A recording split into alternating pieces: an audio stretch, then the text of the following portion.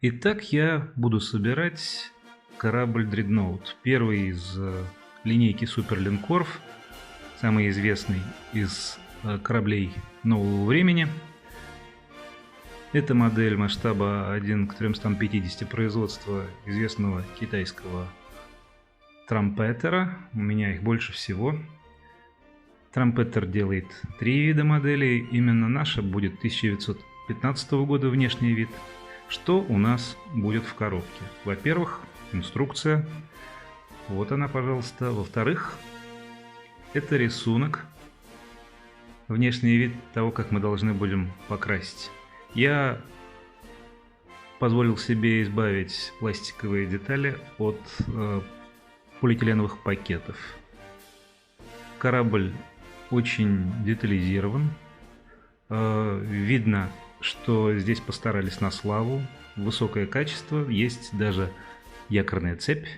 Итак, вот таким образом соединяются две части корпуса. Здесь есть отверстие для внутренних переборок. Это ребра жесткости. Это классическая подставка, которую нужно будет собрать и покрасить. Первая страница инструкции. Вот таким образом будет выглядеть наш линкор, когда мы его закончим. Итак, на первой странице что мы должны сделать? Мы должны собрать корпус, установить ребра жесткости. Вторая страница. Здесь нужно работать с центральной надстройкой. Нужно будет покрасить. Обязательно покрасить корабль. Третья страница. Установка палубы. Почему я говорю об окраске? Сейчас скажу. Это важно. Вот 10-я страница. И тут предполагается установка двигательной группы на днище. Но это мы будем делать сразу. Итак, начало работы положено. Сейчас нужно будет склеить корпус, как это и сказано на первой странице. Вот в соответствии с этой страницей мы сейчас вот в эти вот отверстия должны будем установить ребра жесткости. Немного ускоримся и вытаскиваем их одно за другим. Здесь есть одна особенность. Эти ребра жесткости, эти переборки не нужно было красить, а вот остальные детали красить нужно. Что я сейчас делаю? Сейчас я пытаюсь избавить детали от лишних соединений. Детали разные, и количество соединений, вот тут, вот, например, одно, а вот это большая деталь мачта, здесь несколько соединений. Здесь есть остатки литья, которые нужно убрать. В общем, я пытаюсь оставить все детали с одной точкой соединения. Вот оно, начало работы. Сейчас я буду устанавливать ребра жесткости, которые называю переборками. Вот клей в отверстиях нам помогает ускорение. Таким образом, их необходимо устанавливать, хотя их и не видно, когда корабль будет собран, но без них мы рискуем получить довольно некрасивую и большую щель в корпусе. Сейчас я попробую приставить корпуса и посмотреть, как они будут друг другу соответствовать. Да, все вполне хорошо соответствует, и теперь я обрабатываю клеем половину корабля, так, чтобы у нас не было какого-либо шва или некрасивой щели на днище. Самое сложное здесь — это соединить полностью и прямо обе половины. Я пытаюсь это сделать, получается у меня это не сразу. Это всегда достаточно сложный процесс, и нужно следить за тем, чтобы, как я уже говорил, в днище не возникло некрасивой щели. Вот сейчас у нас все полностью соединено, и, в общем-то, неплохо выглядит. Щели нет.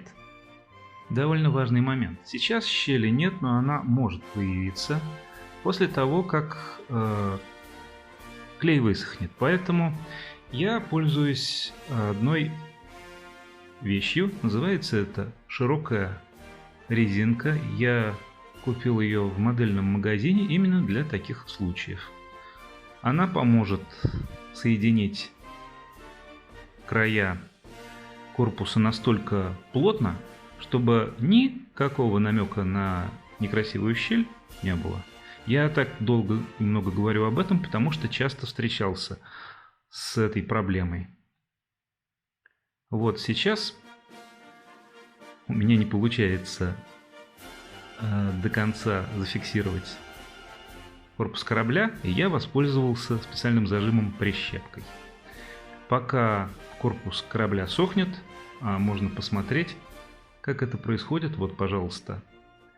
Я собираюсь рассказать о цветовом решении корабля и каким образом я буду его красить. Вот цвета, которые нам рекомендуются. Я не собираюсь отходить от этой рекомендации, их хорошо видно. Я собираюсь покрасить днище именно в такой цвет. По возможности попробую его найти. Корпус корабля должен быть темно-серым. Палуба должна быть деревянной. Цвет tan. Вот похожий цвет. Это 44-й цвет, это 29-й цвет. Темно-серый цвет номер 13. Я использую баллончики для окраски, но в некоторых случаях нужно докрашивать с помощью кисти. Поэтому каждому баллончику с краской соответствует небольшая банка с той же самой краской. Вот ярко-серый цвет был 97-й, а сейчас я хочу показать этот 97-й цвет на ватерлинии и на бортах шлюпок у броненосца Миказа, который я сделал в прошлый раз. Можно посмотреть, как это выглядит. Выглядит это на самом деле красиво, и поэтому я хотел бы сделать ватерлинию этого корабля тоже светлой. Вот, можно посмотреть на то, как выглядят все краски. Итак, здесь ватерлиния черная, а я уже накладываю специальную ленту. Это модельный скотч, который я, соответственно, вот он, пожалуйста, тоже купил в модельном магазине.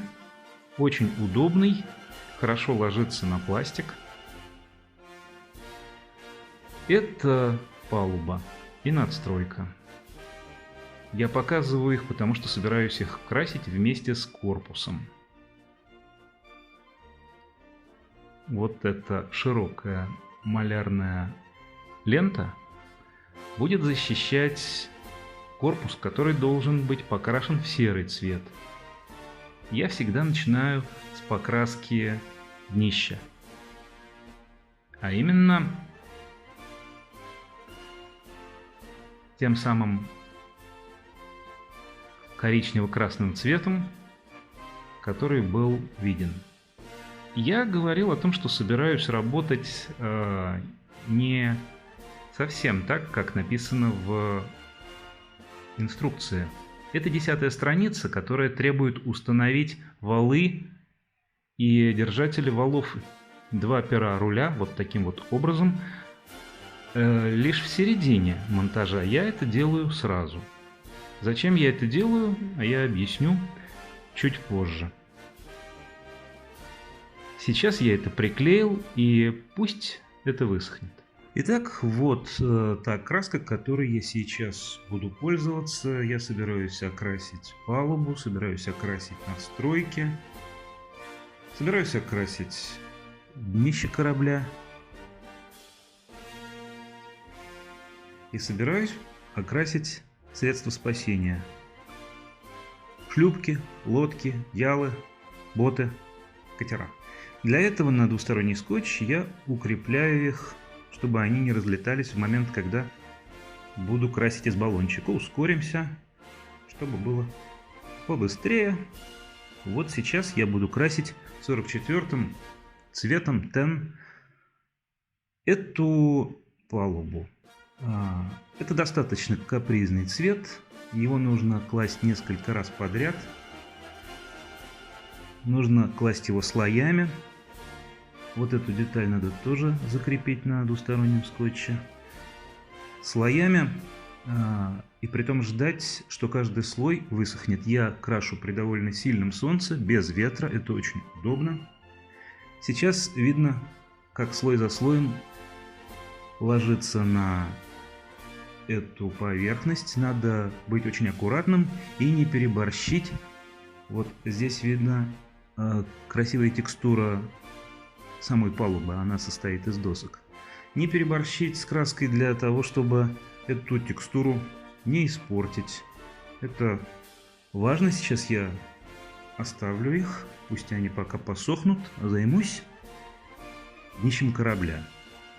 Краска ложится быстро, краска эта довольно удобная, она хорошо высыхает, не дает подтеков практически. Удобная краска. Тем не менее, я все равно стараюсь класть ее слоями.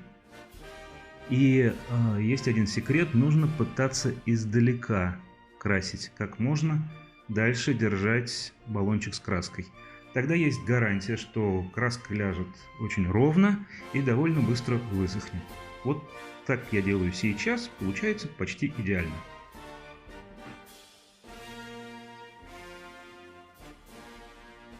Добавим.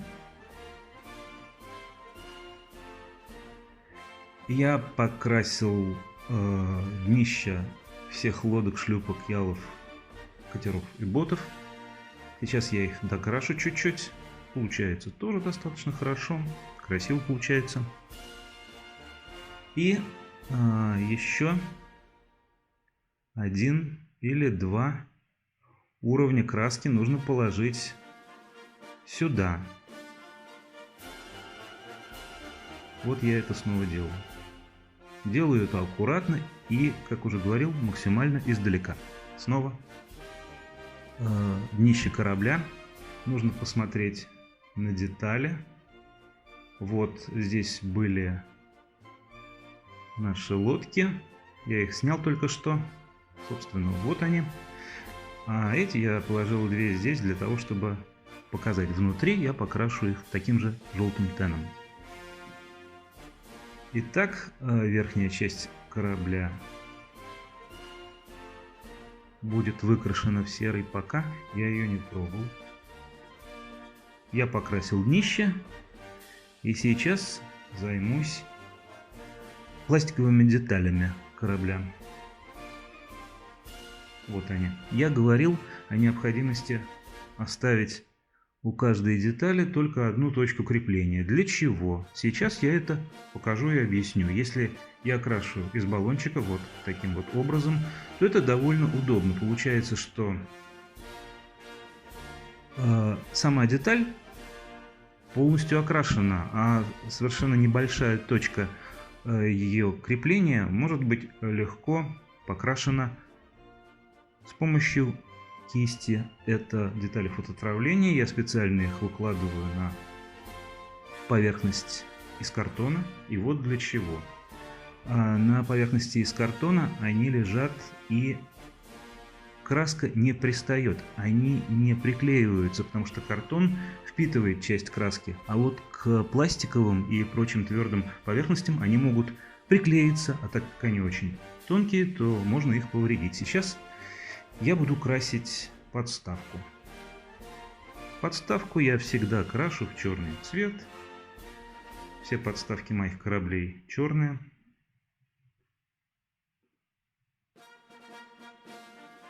Здесь я показываю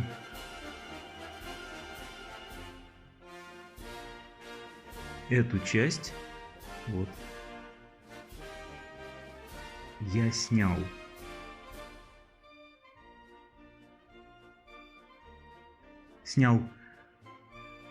ленту и сейчас светло-светло-серым цветом, почти белым, прокрашиваю ватерлинию, как я и говорил об этом в предыдущий раз. Здесь я показываю, как собираю уже покрашенную пластиковую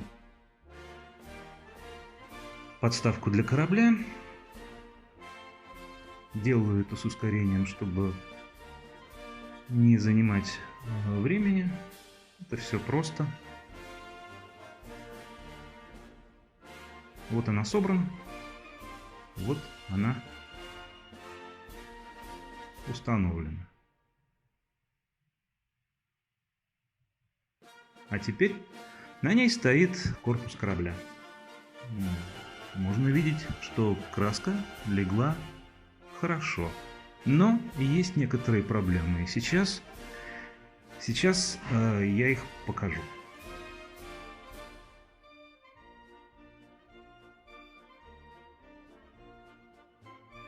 Вот это место. Здесь серьезные проблемы. Нужно корректировать и подкрашивать. Это проблема из-за того, что краска смогла найти выход и пролилась под малярный скотч. Я беру вот эту кисть номер 1. Это удобная, хорошая кисть.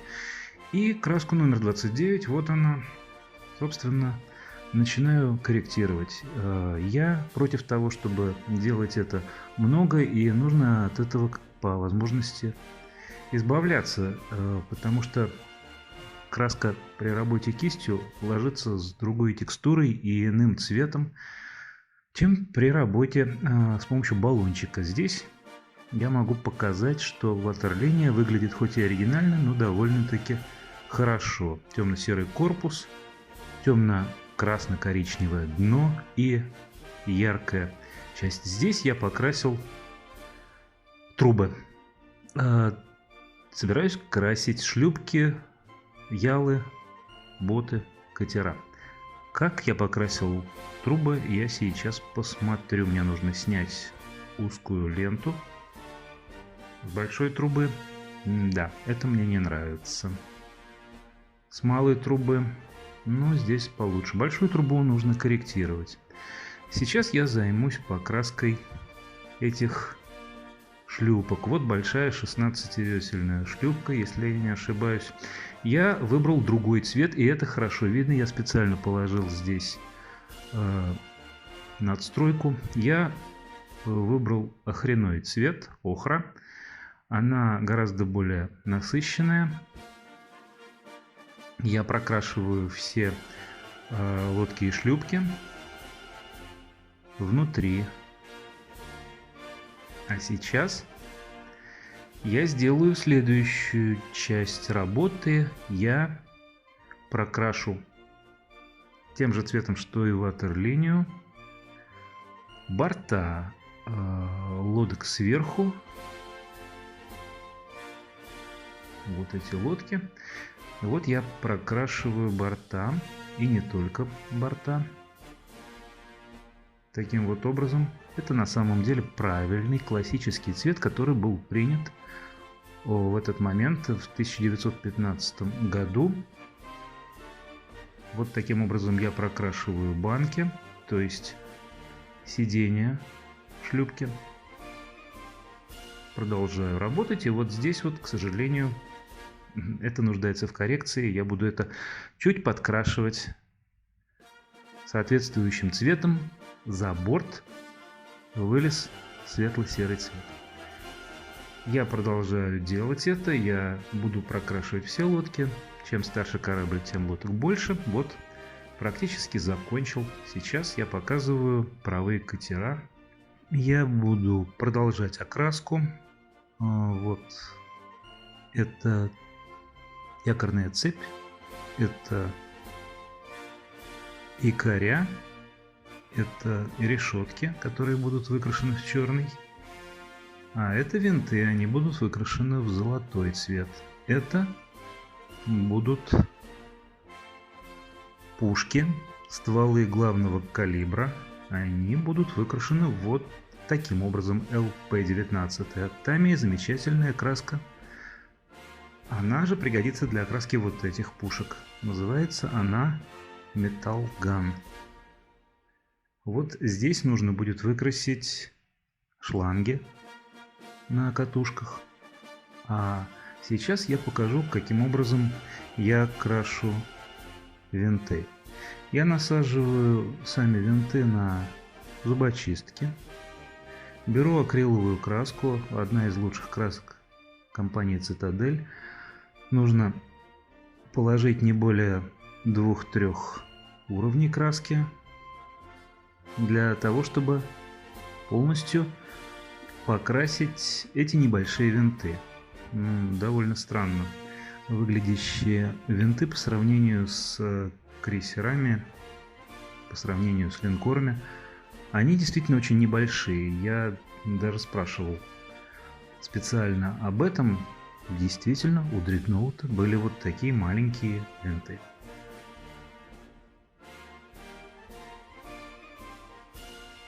А вот я начинаю красить стволы орудий главного калибра металлическим оружейным цветом. Это опасный цвет, он ложится вроде бы и неплохо, но все время нужно докрашивать, потому что часто получаются лакуны белого серого характера. Вот сейчас я буду работать с днищем корабля. Это перо руля, а это золотые винты, уже полностью все 4 покрашены. Я это делаю принципиально до начала монтажа самого корабля. И рекомендую делать это именно так, потому что после того, как будет смонтировано огромное количество тонких деталей на палубе корабля, работать вот таким образом, так легко и непринужденно ставить винты, как я сейчас это делаю, абсолютно невозможно. Я проходил этот опыт, и мнение абсолютно однозначное. Нужно это делать с самого начала, сразу, а затем аккуратно следить за тем, чтобы ничего не сломалось. Когда мы будем монтировать палубу, надстройки и остальные детали наверху. Вот я устанавливаю второе перо руля, и мы закончили с этой частью.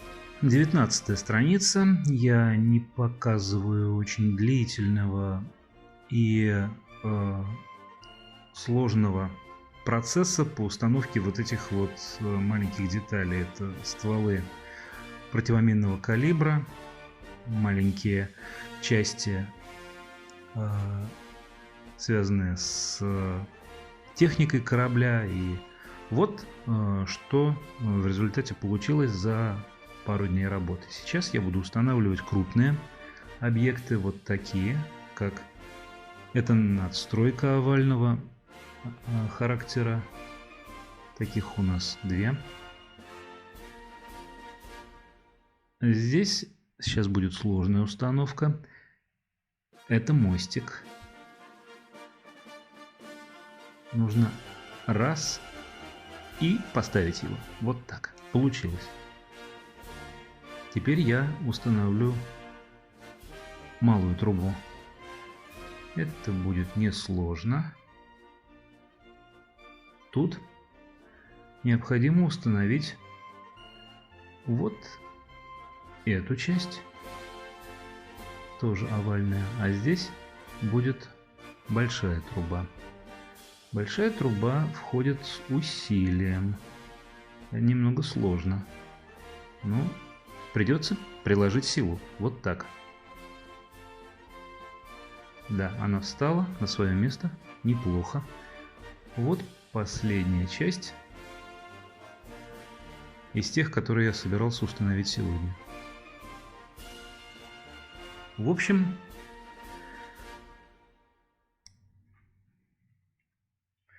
как я уже говорил, моделлеры обожают делать башни главного калибра. 5 башен главного калибра, орудие 305 мм, длиной 45 калибров. Сейчас я устанавливаю на башнях Дредноута некие детали. Возможно, они имеют отношение к вентиляции и кондиционированию, что, скорее всего, может быть, к управлению огнем. Выяснить это мне пока не удалось. Это несложно. А сейчас я установлю противоминный калибр. Я принципиально называю его противоминным, потому что эти пушки тогда еще не использовались как ПВО. Все-таки 1906 год. Далее мы берем суперклей и броневые листы, которые будут установлены вот здесь. на каждой башне. И вот тут тоже.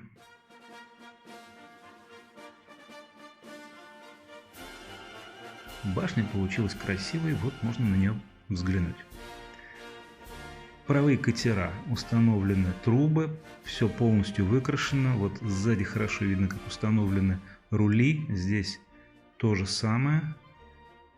На шлюпках и баркасах установлены рули. Показываю все довольно быстро. Вот здесь видно. Это очень тонкая работа. А вот здесь, на этих лодках, я не сумел их установить. Это практически невозможно. Придется оставить так.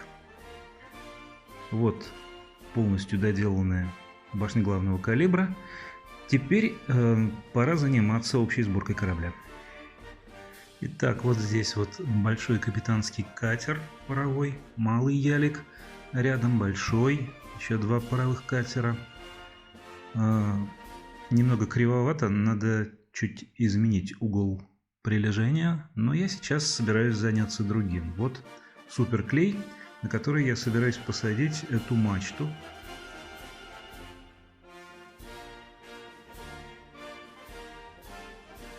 Вот. Сейчас попробую это сделать. Здесь есть отверстие. Вот его даже видно. В общем-то, довольно легко устанавливается. И практически сразу 100% ровно. В коррекции не нуждаются, но стоит посмотреть со всех углов. Мачта очень хорошо видна у любой модели корабля. Если она немного кривая, то это портит все впечатление. Далее. Вот довольно необычная часть работы. Некие мелкие детали, похожие на люки, в очень большом количестве, которые должны быть расположены на палубе дредноута. Что это такое? Никаких объяснений. Ну, у других кораблей такого нет. Посмотрим на палубу.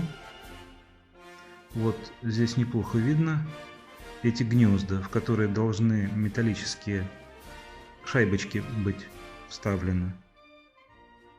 Сейчас я попытаюсь это делать. Для начала я возьму обычный клей и вот сюда буду вставлять вот эти уже покрашенные кругляшки.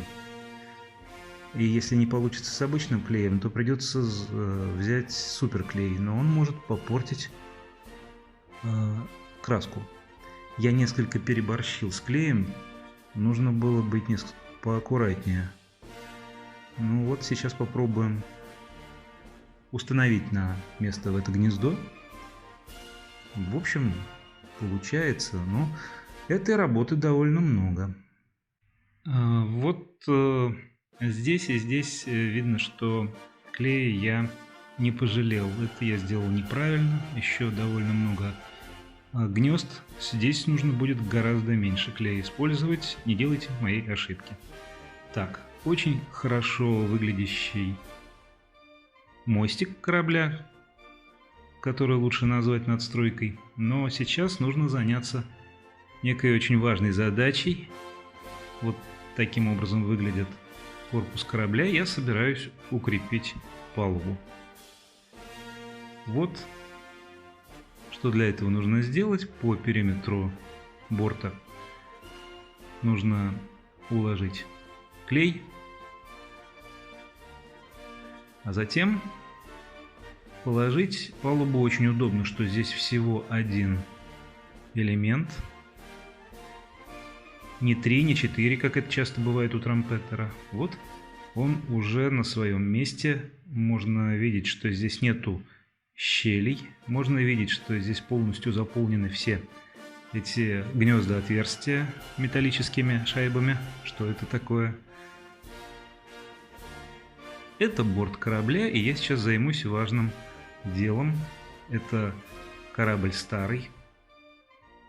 Сюда крепятся вот эти вот элементы противоторпедной защиты. Это шесты, на которых располагалась противоторпедная сеть. Крепятся они к вот этим вот отверстиям. Их хорошо видно.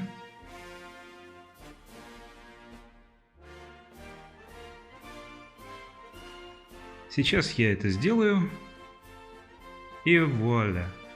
Работа закончена. В общем, получилось достаточно неплохо. Чуть отсвечивает клей. С этой стороны тоже. Просто потому, что он еще не высох. Итак, борт корабля полностью в элементах противоторпедной защиты. Сейчас мы видим винты, перо руля, валы. Подкрашу те места, которые уже высохли, чтобы клей не отсвечивал и не блестел так сильно.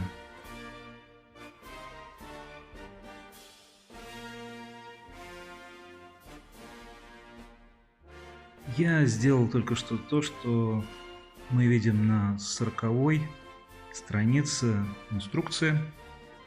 Я собрал вот эти вот трапы. Вот они лежат. На корабле установлены шлюп-балки, мачты, большое количество разного рода мелких деталей, артиллерия разных калибров, флагшток.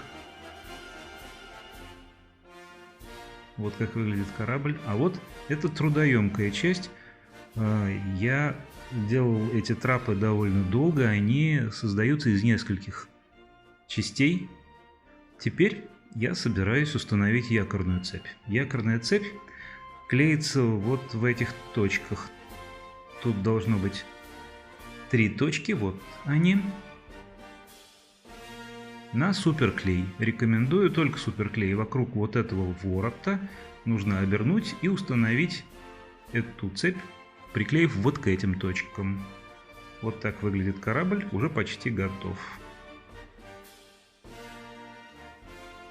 Вот якорная цепь и установлена на этом корабле. Это было сделать очень нетрудно. Довольно удобно. Теперь остается установить башни главного калибра, трапы, о которых я говорил до этого. Вот шлюп-балка указывает на точку, где, собственно, и будет установлен трап.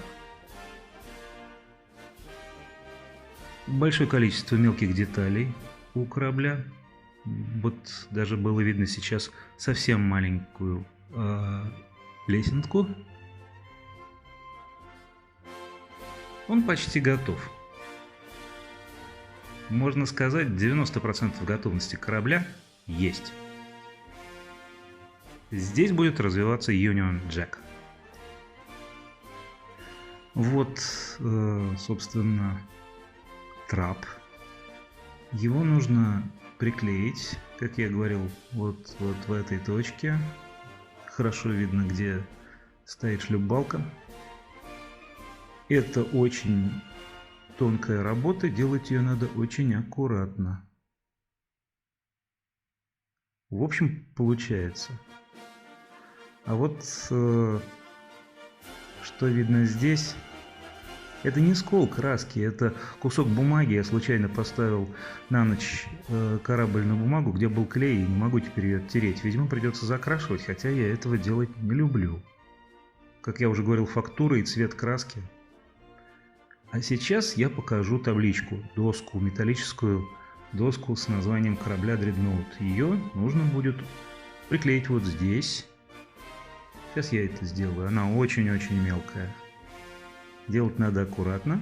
Вот тут. Нет, не тут, а выше. Выше. Да, она должна быть вот здесь.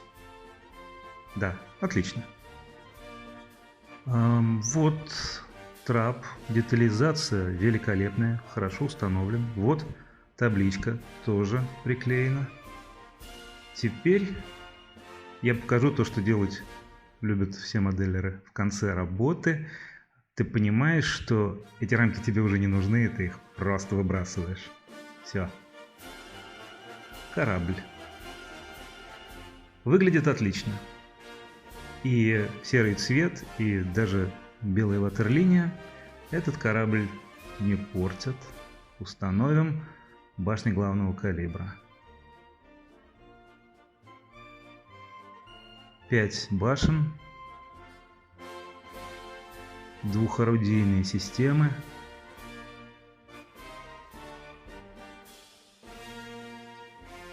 Mark X, вот они, выглядят так. Корабль почти готов. Есть кое-что, вот эти странные элементы, я их не встречал ни на одном из кораблей, но их нужно установить на палубу, применимо к надстройке. Ну, придется это сделать. Итак, корабль готов. Гюйс, надпись.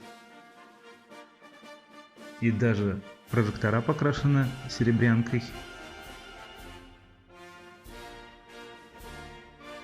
Флаг, военно-морской флаг Британии, и еще один корабль готов.